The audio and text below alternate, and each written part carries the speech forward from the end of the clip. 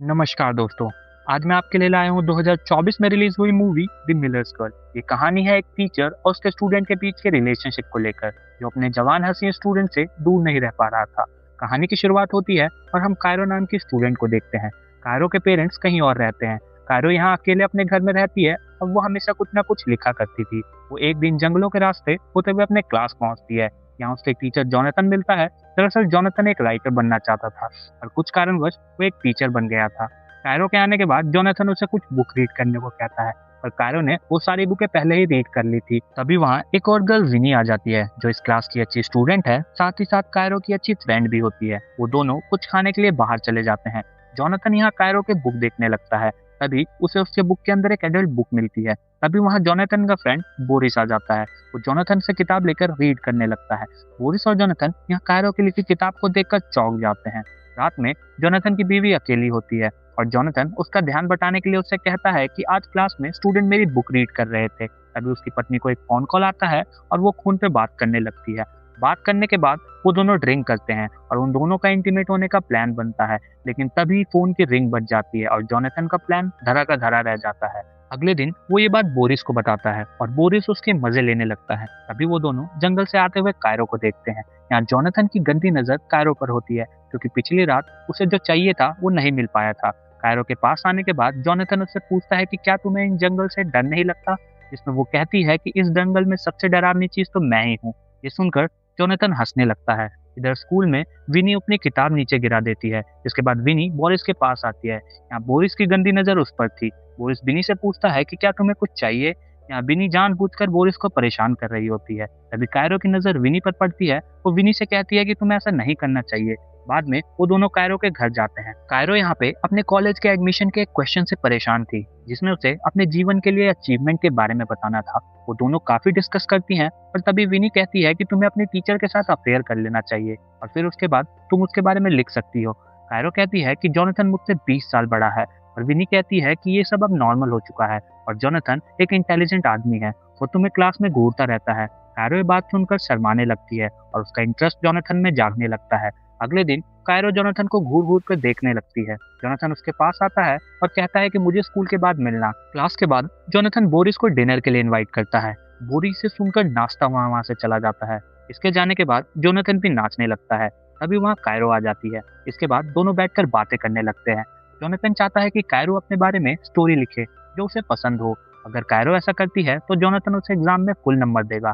Cairo बताती है कि मैंने आपकी किताबें देखी है और यहाँ कायरो उसके किताब की कुछ लाइनें बोलकर सुनाती है। और इसके बाद जोनाथन उसको अगले हफ्ते एक जगह पे बुलाता है, जहाँ वो उसके असाइनमेंट के बारे में कुछ डिस्कस करेगा। रात को बोरिस जोनाथन और उसकी पत्नी डिनर के लिए आए, जहाँ विनी ने उनका ऑर्डर लिया। अब बेट्रिस, जो कि जोनाथन की पत्नी है, वो उस लड़की के बारे में पूछती है कि क्या ये वही लड़की है जिसके बारे में तुम बताते रहते हो। जोनाथन मना कर देता है और कहता है उसका नाम कायरो है। यहाँ पर बेट्रिस जोनाथन से जेलस हो रही थी, क्योंकि जोनाथन का इंटरेस्ट कायरो के ऊपर ज्यादा होने लगा था। यहाँ पर बेट्रिस जोनाथन की बेइज्जती करने लगती है। वो कहती है कि तुम में अब राइटर वाली बात नहीं रह गई है, तुमने कुछ सालों से कुछ नहीं लिखा है। वीकेंड पर कायरो और जोनाथन बताई हुई जगह पर जाते हैं। यहाँ जोनाथन कायरो के पीछे से आकर उसके बहुत करीब बैठ जाता है। यहाँ एक आदमी पोयम बोल रहा था। वो दोनों पोयम को सुनते हुए यहाँ पर कायरो जोनाथन को लगातार देख रही थी। बाहर आकर कायरो एक सिगरेट जलाती है और दोनों एक साथ सिगरेट पीने लगते हैं। अगले दिन कायरो जोनाथन के सामने एक हॉट ड्रेस पहन कर आती है। जब बोरिस इसके बारे में पूछता है तो कायरो उसे कुछ नहीं बताती। जब वो वहां से चला जाता है तो कायरो जोनाथन के पास आकर बैठ जाती है और वो दोनों एक दूसरे के करीब आ रहे थे। क्लास की तरफ जाते हुए जोनाथन को उसकी वाइफ का मैसेज आता है कि क्या हम कहीं घूमने जा सकते हैं। इसके बाद कायरो जोनाथन को अपने फेवरेट कवि के बारे में बताती है। इसके स्टाइल में वो लिखा करती है। जोनाथन अपने घर आज जल्दी आ रहा होता है, तो वो जल्दी वहां से निकल जाता है। उसके जाने के बाद विनी अब कायरो से मजे ले रही थी। अभी वहां पर बोरिस आ जाता है। विनी अब बोरिस को सताने लगी थी। उसका फोन अपने सामान में डाल लेती है, पर यहाँ पर कायरो का फोन भी गुम हो चुका था। दूसरी तरफ जोनाथन का अपनी वाइफ के साथ जाने का प्लान भी कैंसिल हो चुका था, क्योंकि वो अपने काम में बिजी रहता था। अभी जोनाथन को एक कॉल आता है। दरअसल ये कॉल कायरो की तरफ से होता है, क्योंकि गलती से जोनाथन कायरो का फोन लेकर आ गया था। और इसके बाद जोनाथन कायरो का फोन देने के लिए उसके घर पहुंचता है। उसके वहां पहुंचते ही बारिश होने लगती है। तभी वहां कायरो ड्रेस बदल कर आती है। अब वो दोनों एक दूसरे को देखने लगते हैं, फिर वो किस करते हैं। इसके बाद जोनाथन वापस अपने घर आ जाता है। यहाँ से जोनाथन को कायरो की तरफ से एक मैसेज आता है। अभी जोनाथन की पत्नी कहती है कि तुम्हारे यहाँ होने से मैं काफी डिस्टर्ब हो रही हूँ। इसके बाद वहां से जोनाथन एक छोटे से कैबिन में चला जाता है। इसके बाद जोनाथन कायरो की भेजी स्टोरी रीड करने लगता है। इसमें जोनाथन और कायरो के लव के बारे में लिखा हुआ था। अगले दिन क्लास में जोनाथन जब आता है तो वो कायरो को वैसे नहीं बुलाता जैसे बुलाया करता था। कायरो पूछती है कि क्या हुआ। इस पर जोनाथन बताता है कि मुझे तुम्हारी स्टोरी पसंद नहीं आई, उसमें बहुत ज्यादा गलत बातें लिखी है। कायरो ने कहा कि स्टोरी को मैंने हमारे बारे में लिखा है, पर जोनाथन साफ कर देता है कि हमारे बीच ऐसा कुछ भी नहीं हुआ, हम बस एक टीचर और स्टूडेंट है। ये सुनकर कायरो का दिल टूट जाता है। जोनाथन कहता है कि तुम स्टोरी दोबारा लिखो, नहीं तो मैं तुम्हें फेल कर दूंगा। कायरो कहती है मेरी कहानी बिल्कुल परफेक्ट है, जो तुम नहीं लिख पाए वो मैंने लिख दिया। इसके बाद कायरो कहती है कि दम है तो मुझे फेल करके दिखाओ। कायरो रोते हुए वहां से घर आ जाती है और विनी के साथ ड्रिंक करने लगती है। दूसरी तरफ जोनाथन भी इस बात को लेकर काफी परेशान होता है। यहाँ ब्रिटिश के पूछने पर जोनाथन उसे कायरो के लिखी स्टोरी के बारे में बताता है। स्टोरी के सुनते ही ब्रिटिश रोमांटिक हो जाती है। तभी वहाँ बोरिस आ जाता है। दूसरी तरफ कायरो और विनी बातें कर रहे थे। कायरो विनी को बताती है कि जोनाथन बस उसके करीब आने का दिखावा कर रहा था। कायरो अपना ध्यान भटकाने के लिए विनी को कहती है कि क्या तुम बोरिस को मैसेज करोगी। विनी बोरिस को परेशान करने लगी थी, पर विनी की बातों से बोरिस पर कोई असर नहीं हो रहा था। इसके बाद वो दोनों अपने कपड़े उतारते हैं और फोटो खींचकर बोरिस को भेजते हैं। इसके बाद बोरिस वहां से तुरंत निकल लेता है। तभी जोनाथन के स्कूल से फोन आता है और कायरो और जोनाथन के बारे में उन्हें सब पता चल गया था। तो जोनाथन से पूछते हैं कि तुम्हारे और कायरो के बीच क्या चल रहा है। जोनाथन ने साफ मना कर दिया। अगले दिन कायरो और जोनाथन प्रिंसिपल के सामने होते हैं। यहाँ प्रिंसिपल उनके बीच संबंध के बारे में पूछती है।